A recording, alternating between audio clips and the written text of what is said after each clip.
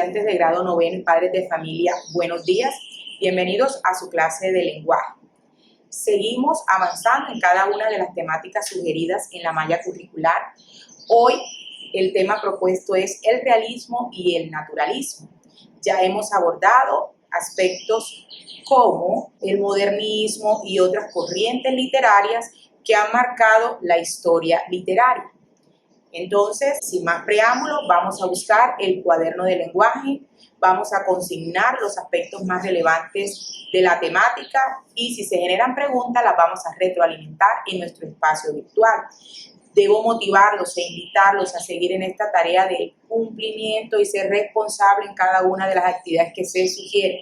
Recuerden que estas son complementarias para aplicar los aprendizajes que se puedan generar en estos espacios virtuales. También deben visitar la pestaña de Cultura General y Palabras del Día para seguir acrecentando nuestro universo cultural. Así que manos a la obra, cuaderno de lenguaje, escribimos como título el realismo y el naturalismo. Debo aclarar en este punto que lo vamos a abordar en las diferentes características o cómo se manifestó en Latinoamérica. Entonces, vamos a hacer un recorrido de sus características en Europa y cómo se vivenció en Latinoamérica. Vamos a trabajar en un primer punto, definición, características, algunos autores representativos y por último, si todavía podemos encontrar algunos rasgos realistas en la literatura contemporánea. Bien, entonces vamos a estar muy atentos. Debe entenderse que las manifestaciones artísticas o literarias obedecen a un periodo histórico. Hemos hecho recorridos literarios donde vemos que una tendencia se opone a otra, una corriente se opone a la otra, de la misma forma ocurre con los movimientos. Quiere decir en este punto que el realismo surge en oposición a los ideales románticos o romanticistas de la época. Por ejemplo, el romanticismo promulgaba la subjetividad, la individualidad y buscaba liberarse de aquello que le atormentaba. El realismo deja a un lado esa subjetividad, esas emociones y dice, vamos a buscar lo externo. ¿Qué es lo que está moviendo nuestras sociedades? Vamos a retratar, a detallar cada uno de los elementos que hacen míseros o miserables a la humanidad.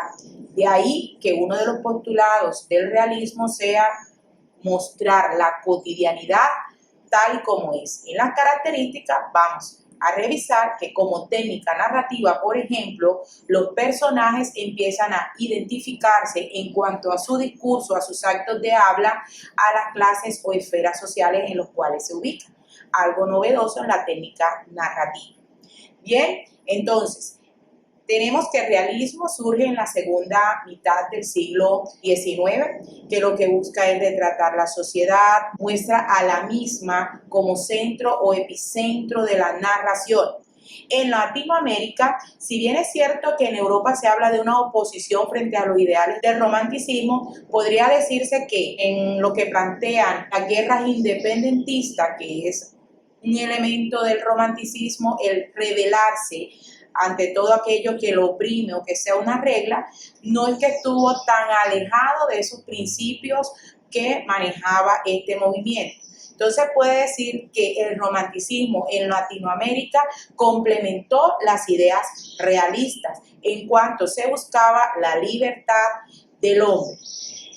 Surge en 1868 aproximadamente, recuerden que aquí vamos a hablar de fechas aproximadas, y se divide en una literatura realista conservadora y la otra liberal, donde la conservadora era más conformista e idealista y la liberal era crítica y se iba en contra de la realidad.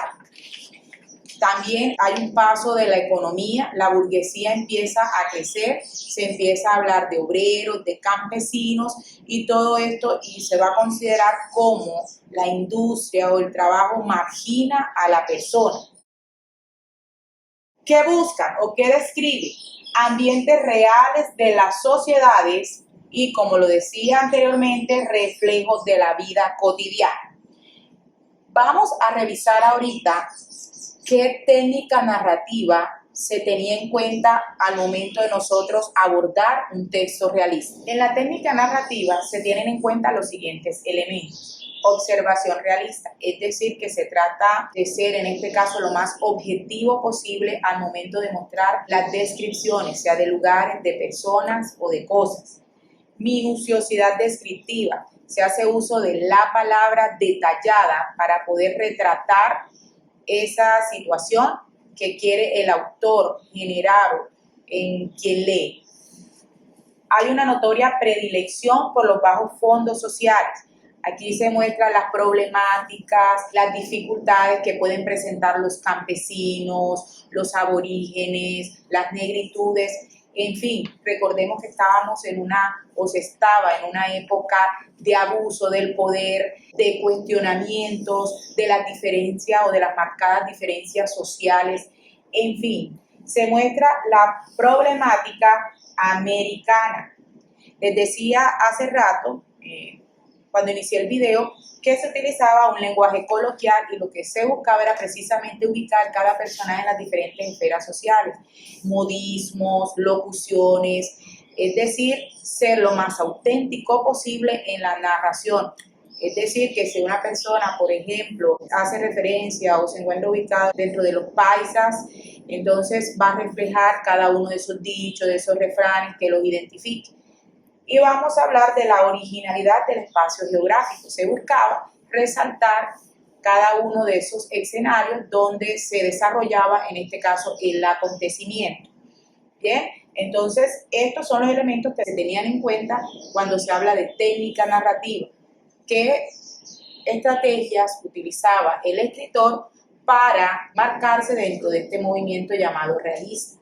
Ahora revisaremos qué temáticas predominaban en este tipo de literatura. Teniendo en cuenta que el realismo lo que busca es que la sociedad sea el centro de estudio, los temas preferidos o seleccionados son la diferencia entre las clases sociales. Se trata de mostrar los contrastes entre la clase media, la clase alta, modos de vida, convivencias, cultura, en fin.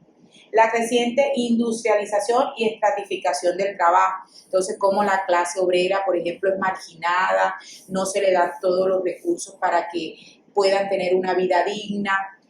La nostalgia de la vida social, relaciones de poder entre empleados y patrones. Vamos a encontrar ya esa separación o ese distanciamiento entre el jefe y el empleado, donde se cumplen o no unas condiciones del trabajo, donde sí se le está dando lo que requiere.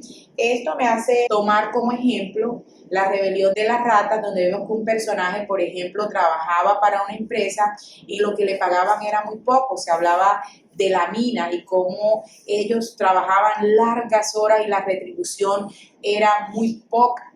De tal manera que llegó cierto día donde digamos, los trabajadores se rebelan y tienen consecuencias muy graves para las personas. Y mostraban en cuanto a los contrastes que los dueños de las minas o los jefes vivían, digamos, en círculos cerrados muy lujosos, mostraban apartamentos llenos de muchas, vamos a decir, bondades, mientras ellos se les ubicaba en lugares, o si eran suburbios o en muy malas condiciones, no tenían que comer y trabajaban largas jornadas.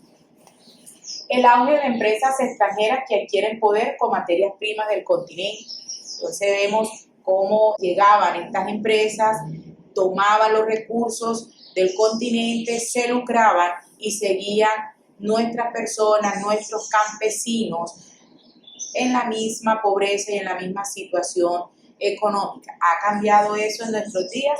Todavía podemos encontrar cómo nuestra sociedad se encuentra clasificada, donde vamos a encontrar que la clase menos favorecida es la que le llegan menos recursos y hay entes o esferas sociales que son cada vez más ricas y otros cada vez más pobres. Entonces esto era lo que trataba de reflejar el realismo, un panorama, una situación social para tratar de despertar el sentido crítico en los lectores.